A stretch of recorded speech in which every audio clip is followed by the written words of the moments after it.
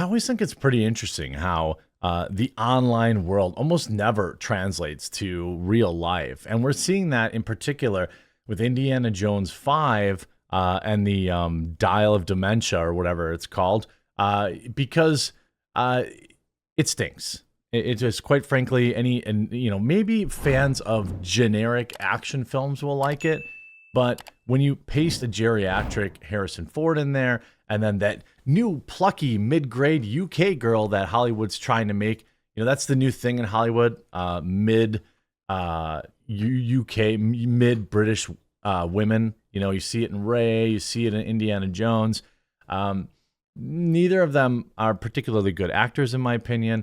But that's neither here nor there. This everyone was waiting with bated breath to see how this film would do in the box office, and well, it's a complete disaster. Indiana Jones and the box office of doom. Why Dial of Destiny, at a $60 million opening, isn't setting records for franchise finale with updated box office. Disney Lucasfilm Indiana Jones and the Dial of Destiny is looking to hit the bottom rung of its tracking projection of 60 million Sunday morning. There's no question this is a disastrous result for the finale to a historically beloved franchise film. Come on, Indiana Jones is one of the reasons why Disney shelled out $4 billion for Lucasfilm. Global start here at $130 million is $10 million less than they were seeing or hoping for. Nancy will have more. The fan-loathed Indiana Jones and the Crystal Skull had a $272 million start. Unadjusted for inflation, currency swings back in 2008. Now, here's the thing. A lot of times you see, for example, you go and see Crystal Skull, right? People hated it. And then there's a kind of this rubber band effect where even more people aren't going to see the next film because the previous one previously let them down, right? Obviously, all the marketing around this has been how Phoebe Waller-Midds is a strong, independent woman who don't need no man, who is constantly vacillating between hero and villain in this movie, never really having the chops for any of those roles. A few things to stomach. The article continues. Not only did Star Wars tank Solo, or Solo was a tank, opened higher. I mean, that's practically the most embarrassing part, is that Solo did better. It had a higher opening than Dial of Destiny with 84.4 million, but so did Paramount's seventh quote, Transformers: Rise of the Beasts.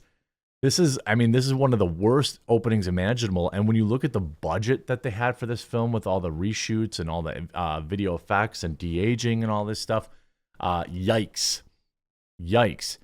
How could Disney and Lucasfilm mess this up? Yesterday, I learned from a key source that Indiana Jones and the Dial of Depravity, before $100 million is estimated P&A cost, mind-boggling $300 million plus, much higher than the 250 to 295 that have been leaked out there. Disney doesn't comment on budgets.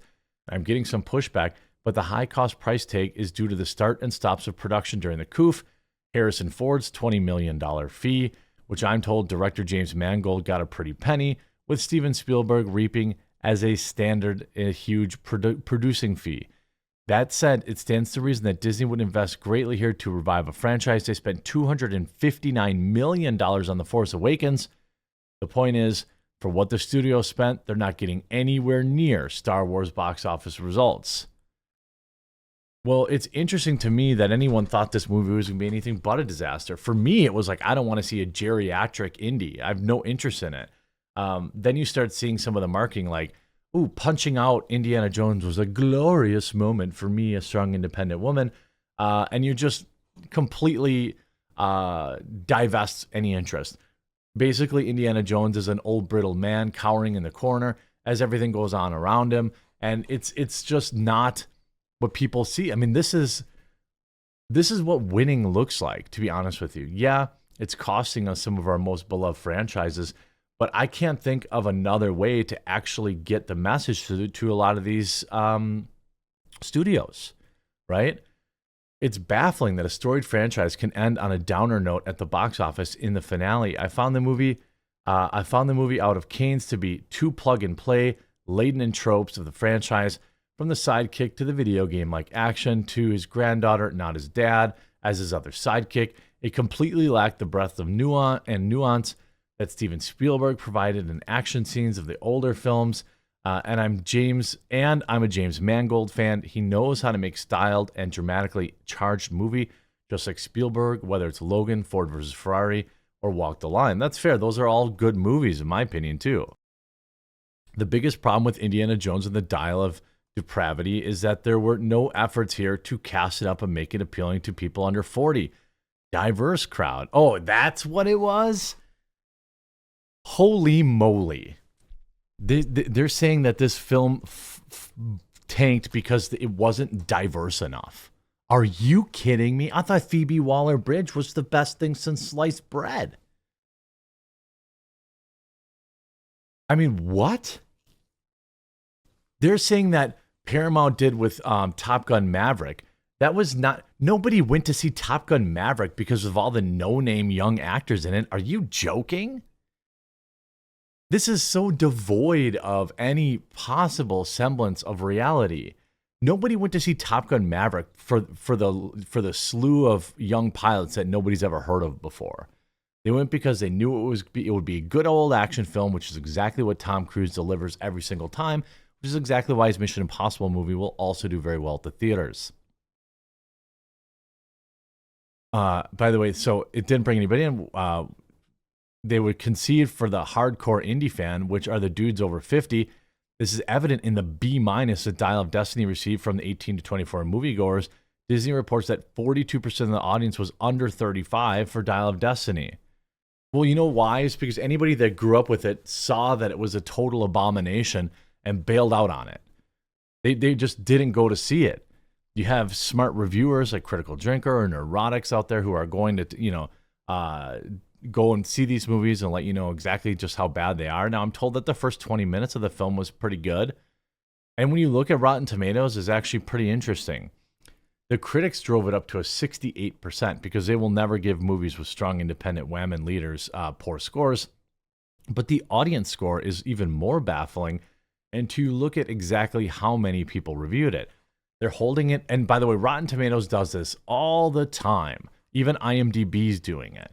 Are you telling me that only 2,500 people left a review for this movie? Of course not. If I look at all audience, it's still only 5,000. It's my opinion, my humble opinion, that they're scrubbing reviews, just like we are pretty sure Amazon did for Lord of the Rings, The Ring-a-Ling and Ding Dong, Ring of Power, Galadriel, Mary Sue, super-powered, annoying woman series.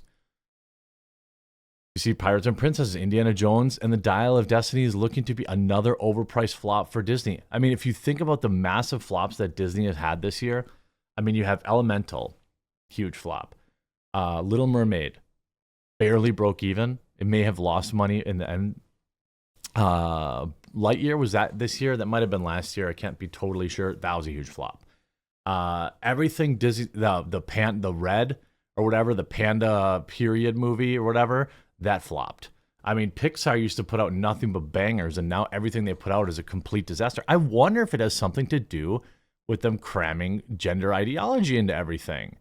I mean, is there a more embarrassing headline than Indiana Jones 5 opening weekend box office ends up worse than Solo? The Solo movie, the Star Wars Solo standalone movie, was so bad that it made Disney scrap all other intermediary films. In fact, I think that it was so bad that it was the primary reason that we haven't seen any real new production on Star Wars on the big screen in a very long time. They can't even keep the crowd interested. I mean, they couldn't even not screw up The Mandalorian. They had to resort to member berries and, gender politics and, obviously getting rid of Gina Carano is what made me get rid of the show. But, there are a lot of more people who aren't interested in that kind of stuff or don't follow that are, are just like, oh, Cara Dune's not there. I mean, this is 70 million international. This is a movie that has to make 800 million just to break even.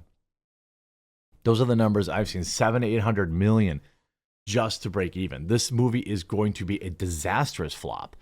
And the thing is, they're always saying, oh, well, the box office, it's changing now and things are different now. And that's, this is just another sign that the box office is wrong. People will still pay money to see a movie that they believe will be great. I'm absolutely going to see Oppenheimer in the theater, probably in IMAX. I don't think I've ever seen a movie in IMAX, maybe once before. But I will absolutely see Oppenheimer. You know, Asteroid City, Wes Anderson film. I'm going to pay to see that movie in the theater, although it didn't get very good reviews. I always enjoy Wes Anderson. So I mean, like, I'm still seeing about the same number of movies that I always was. But now when it's like a mid-tier movie, I think other people are just saying, oh, well, I'll just wait for it to come out on streaming. It's not good enough for me to leave the house and deal with all that, hullabaloo shenanigans at the movie theater. And I don't blame them. And so mid-tier movies like this that people used to just robotically go see, movies like this and the superhero movies, now more people are just being a little more discerning and they're saying, I'll just wait for it to come out to streaming. And that's the real deal. If they were putting out good movies like Top Gun Maverick or Super Mario Bros., or I promise you the Mission Impossible movie will do good, the Fast and the Furious movie did good. These are just good old action films without politics. Well, Oppenheimer may be a little charged, but I think all these movies will do very well at the theater. It's just that people are no longer willing to pay for crap, and I couldn't be happier. And oh, by the way, if you ever want to get a good laugh, look at the Phoebe Waller trending tab on Twitter, because basically everyone hates her. But Hollywood loves her, so she's got a Tomb Raider series, which I'm sure will be disastrous. It's just very, very bad. Hope you enjoyed this video. If you did, make sure you leave a like on it. We'll talk to you again real soon.